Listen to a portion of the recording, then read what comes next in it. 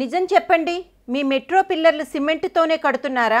ఈరోజు పత్రికల్లో వచ్చిన అన్ని వార్తల కన్నా ఈ వార్త బాగా నవ్వించింది. పిల్లర్ నిర్మాణానికి వాడే ముడిసరుకు గురించి తెలుసుకున్నారు. ఎవరు? జపాన్, హాంకాంగ్, ఢిల్లీ, పూణేకి చెందిన బెంజ్ కార్ల నిపుణుల బృందం. వాళ్ళెందుకు వచ్చారు? మొన్న మంత్రి నారాయణ కొడుకు నిశ్చిత్ ప్రమాదం జరిగింది కదా, దానిపై దర్యాప్తు చేయడం కోసం వచ్చారు.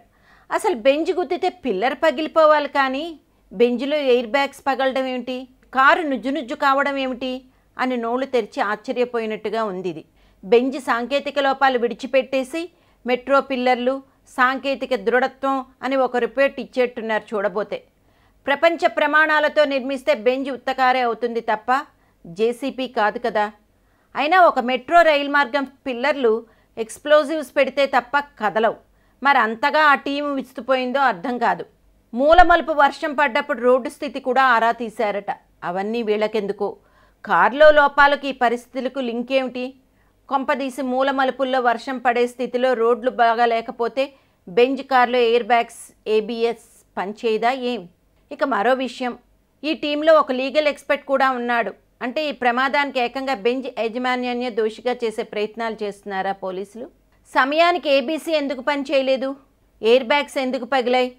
సీట్ బెల్ట్ ధరిస్తేనే ఎయిర్ బ్యాగ్స్ ఓపెన్ అవుతాయా అంటూ బెంజ్ కంపెనీకే లేఖ రాశారు పోలీసులు.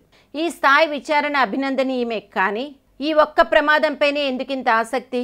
మిగతా ప్రమాదాలు, మిగతా వాహనాలపై ఇదెందుకు పట్టదు? వోల్వో బస్సులో హఠాత్తుగా ఎందుకు తగలపడిపోతున్నాయి? దానిపై ఎందుకు లేదు ఇంత శ్రద్ధ? గతంలో ఒకసారి వోల్వో వాళ్ళు ఇలాగే వచ్చిపోయారు. ఏం చెప్పారు? ఆ కంపెనీ తన బస్సుల్లో అకస్మాత్తుగా మంటలు చెలరేయకుండా ఏమైనా మార్పులు చేసిందా? నిజమే. హైదరాబాద్ హయ్యర్ సర్కిల్ ధనిక సెక్షన్ ఆశ్చర్యపోయింది. నిజమే. అయ్యో దేవుడా, బెంజ్లో కూర్చున్నా రక్షణ లేదా అని బోరున ఆ ధనికోన్మత సమాజం పబ్బుల్లో, క్లబ్బుల్లో విలపిస్తున్న సంగతి నిజమే.